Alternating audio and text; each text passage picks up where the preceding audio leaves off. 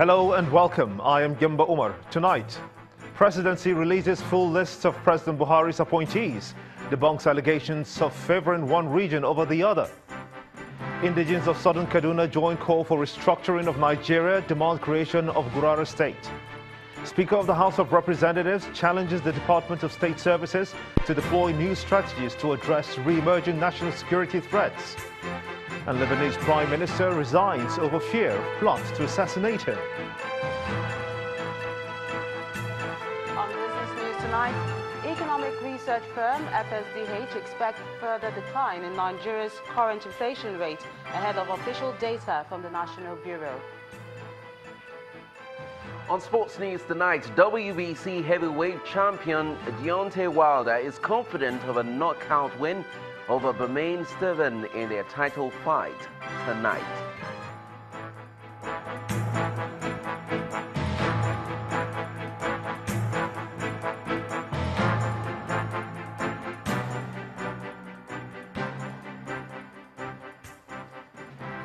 We'll begin tonight with the release of the full list of political appointees serving under the present government by the presidency. This is in reply to a newspaper publication accusing the Buhari government of bias along ethnic lines. A statement from the special advisor to the president on media and publicity, Femi Adesina, describes the newspaper publication as malicious and laden with falsehood.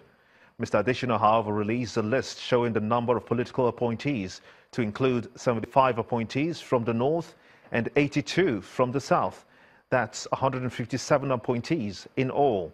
A further breakdown shows that 24 appointees were picked from the northeast, 30 appointees from the northwest, and 21 from the north central.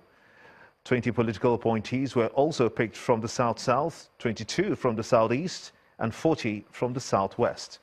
The statement adds that the president remains committed to serving all Nigerians, no matter the tribe, ethnicity, or region.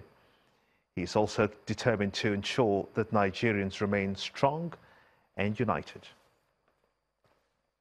The people of the southern part of Kaduna State, under the umbrella of the Southern Kaduna People's Union, SOCAPU, are demanding for the creation of Gurara State out of the present Kaduna State.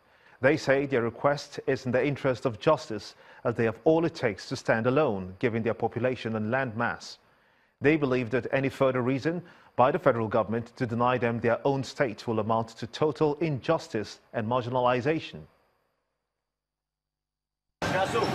Southern Kaduna, an area with an estimated population of over 2 million people, has 8 local government areas in the present Kaduna state, with the vast majority of the people engaging in agriculture. Over the years, the people have demanded for a state of their own to be carved out of the present Kaduna state, with Kafanchan as its capital. This town hall meeting, which is coming at a time when ethnic nationalities are calling for the restructuring of Nigeria, is organized to enable the people of the area to examine all the issues and challenges facing them, with a view to coming up with a uniformed position. If we're going to talk about restructuring, what form should it take? What is the take of Southern Kaduna concerning the issue of restructuring? If we played the ostrich before, the events and the happenings of the previous months will convince even the hardest skeptic from Southern Kaduna that the time for us to examine this concept and bring out a position is now. In 2014, the National Confab, for instance, provided the people of Southern Kaduna a window of opportunity to push for the creation of Gurara State, which became part of the 18 new states recommended. Even though it has not been realized yet, I believe strongly that it will come to fruition one day. The Deputy Governor of Kaduna State, Bala Bantex, is of the view that agitations such as this should be channeled through the elected representatives of the state at the National Assembly. Do we as a people even understand how you get problems solved under representative democracy, which is what we are currently operating? We are not cooperating a dictatorship. We are not operating a jihad. While acknowledging that their position will end up at the National Assembly, some of the participants highlight what the people stand to gain from the creation of a new state. If we have two states instead of the current Kaduna state of about 7 million people, it will be to our benefit.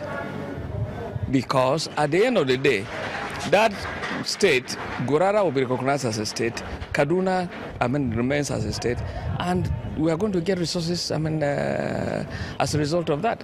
Secondly, if you have a few more states created, it will endanger competition. The people of southern Kaduna have had their say.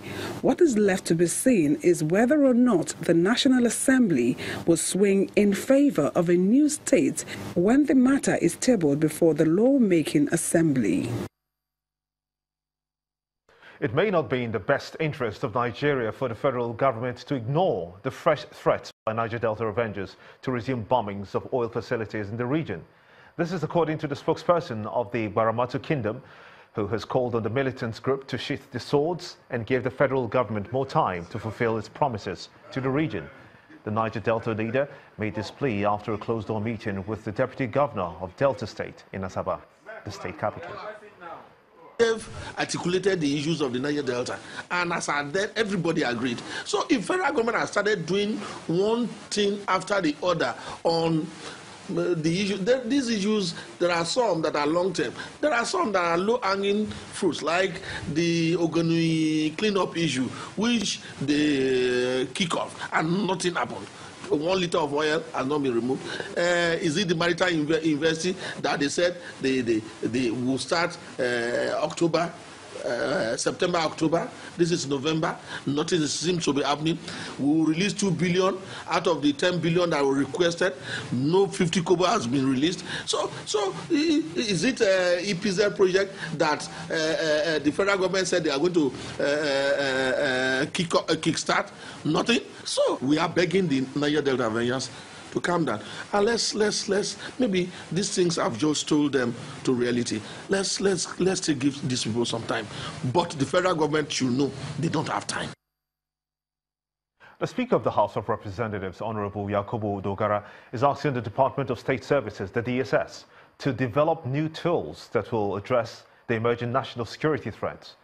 The Speaker told the crowd in Abuja that there is need for the security agencies to be ahead of criminal elements who pose serious threats to national peace and unity on a daily basis. Security intelligence is arguably an essential element of any national security architecture.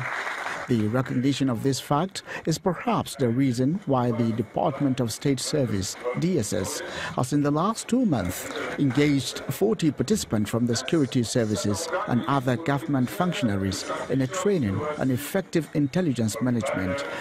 The core objective of these various exertions by the service at the Institute goes beyond equipping the participants with the requisite knowledge, skill sets, and mindsets vital for the execution of their envisaged command-level leadership responsibilities. Enhanced national unity is the irreducible minimum for Nigeria's continued peace, security, and prosperity. Addressing the participants, the Speaker of the House of Representatives, as well as the Minister of Health, stressed the urgent need to develop new tools that will keep security agencies ahead of criminal elements. We cannot afford to lose the fight against violence. We cannot. And if there is any institution that will develop solutions or new tools in our democracy that must confront these challenges that are no longer conventional, every challenge now in terms of security comes with some elements of something novel, something new, something that has not been tested before. So we need to stay ahead. And the responsibility squarely lies on your shoulders. So the challenge before us as citizens of democracy is to develop new tools that will deal with these things that threaten democracy and threaten our order. From here, you should contribute to a national security agenda. That agenda is beyond DSS. Every one of us must be a chief security officer for the nation. Intelligence gathering is an essential ingredient for any effective national security architecture. Hence, security experts hope that the crop of graduating participants in the Executive Intelligence Management Course 10 would provide the much-needed fortification for national security. All internally displaced persons camps opened after the August 2017 flooding, which displaced over 243,000 people, have officially been closed by the Benue State government. The Executive Secretary of the State Emergency Management Agency, Mr. Emmanuel Shio, told journalists of the new development while the final batch of the relief materials were distributed to leaders from the affected 21 local councils. The chairman of Boko Local Council area, who received the relief materials on behalf of the victims, says that the assessment data have been collated from victims of the flood for equitable distribution. Even as the IDPs have gone back to their various local governments, we have felt that because these materials are meant for them, we should still give it to them. And that is why, on the directive of the Executive Governor of Benue State, Governor Samuel Otom, we have called the 21 local government chairmen to Makodi today to release the remaining materials to them for onward distribution to the people that are affected. As somebody who is directly affected, I know the target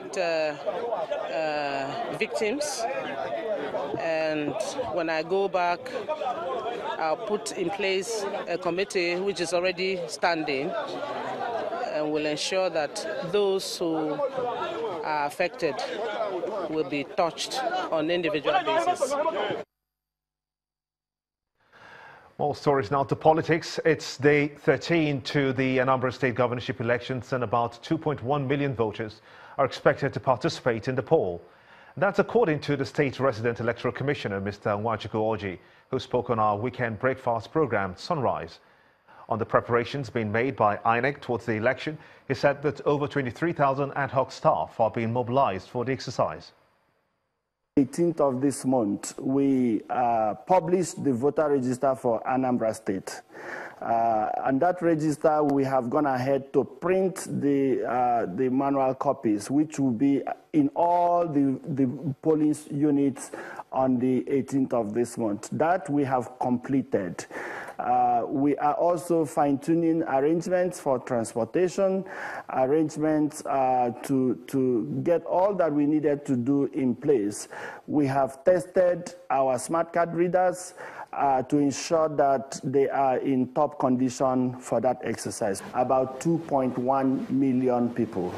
That's over 200,000 people, more than the number we had in the 2015 election. In 2015, it was about 1.9 million people.